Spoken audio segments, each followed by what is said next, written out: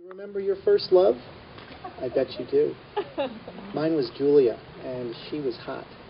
She had long legs, a runner's build, stretched all the way down to these long, elegant toes with the nails painted red like cherry lollipops.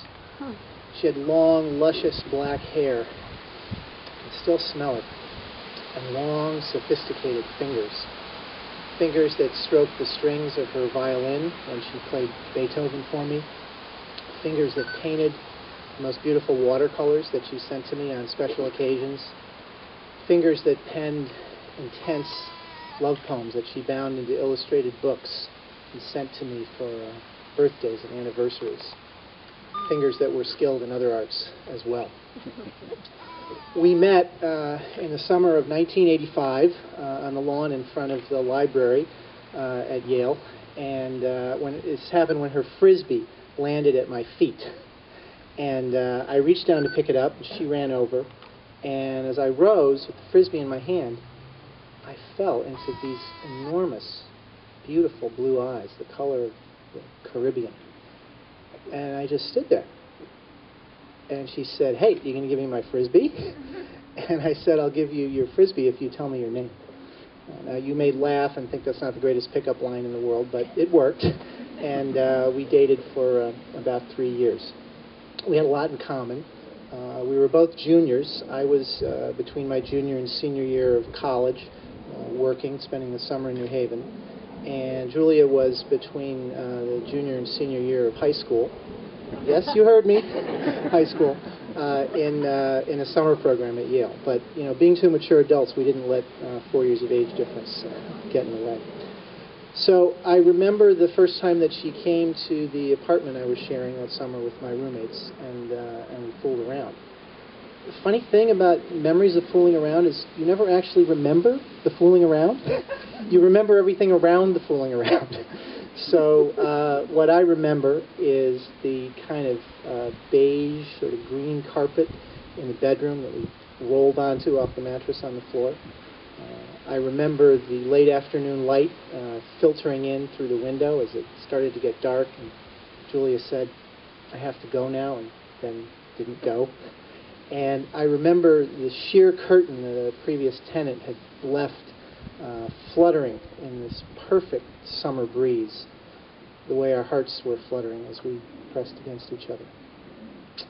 And I remember the first time that she stayed over in that apartment. We hadn't planned on it, and she didn't have any contact lens solution with her.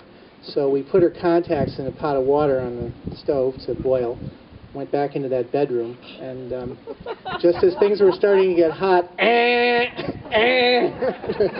smoke alarm went off, and we ran out half naked to find the contacts melted into the bottom of the pot. So she put on her reading glasses, and we went back into the bedroom, and I found myself dreaming of a different bedroom, bedroom we would share together, a house, lying in bed side by side, surrounded by all our favorite books.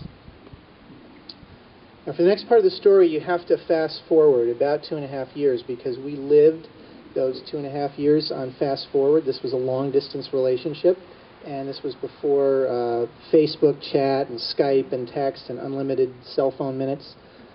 And we actually rarely saw each other for more than about 48 hours.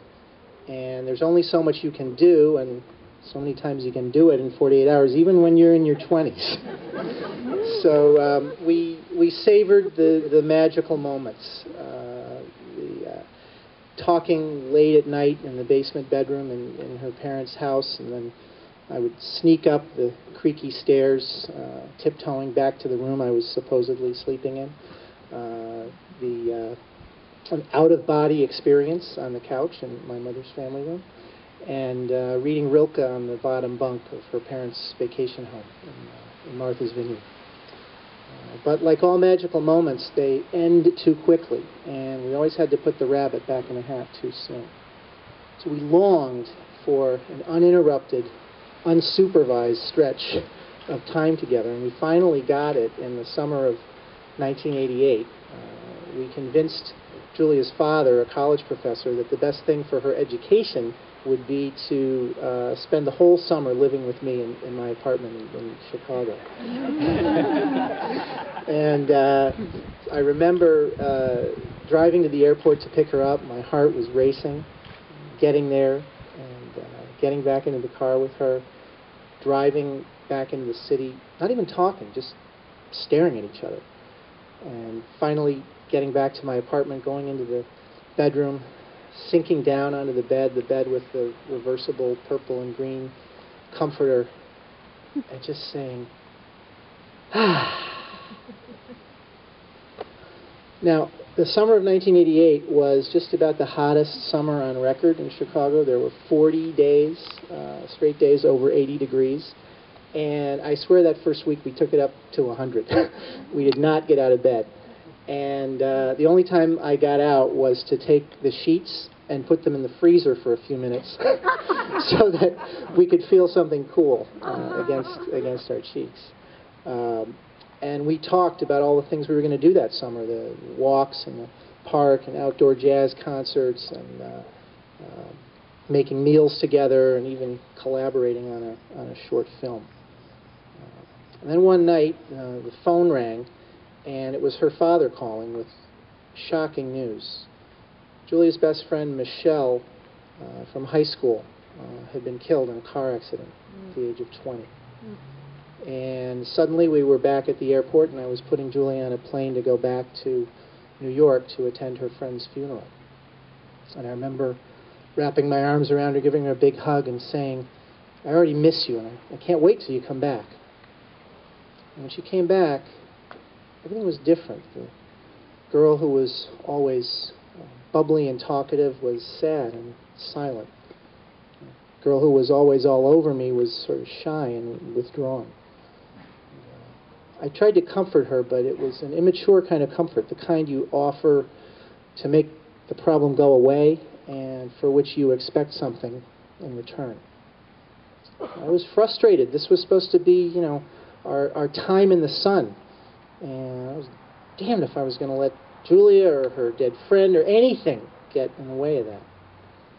But as the hot summer wore on, things started to cool between us, and my resentment fused with her grief to form an icicle that went right through the heart of the relationship. And as our time drew to a close, we agreed that she could date other people when she went back to college. Hoped she wouldn't take me up on it, but she did. And I remember later that fall calling her and asking her if she could choose between the other guys she was dating and me. And spending the next 2 days, morning to night, in the Biograph Theater across the street from my apartment, watching movies, unable to think about what her answer might be, unable to fathom how another heart could have more love for her than mine. And she did choose eventually, and next thing I knew, I was at an engagement party with dressed in my white pants, blue blazer, striped tie, penny loafers polished to a high shine, shaking hands with the man who was going to be her husband. And her art teacher came over and leaned in conspiratorially, whispered to me, I was always rooting for you. I don't know what happened. And then I got married to a jealous woman who demanded that I have no more contact with Julia, and sadly I agreed. 20 years later, she broke the ice with a comment on my blog, which I learned she'd been reading for a couple of years, and since then we've become friends, good friends. You might even say, like Louis and Rick in the end of Casablanca, this is the beginning of a beautiful friendship. But unlike Rick at the end of that movie, and unlike the young boy who wrapped his arms around her and said, I miss you and I can't wait till you get back, the man I am now would have gotten on that plane. Thank you.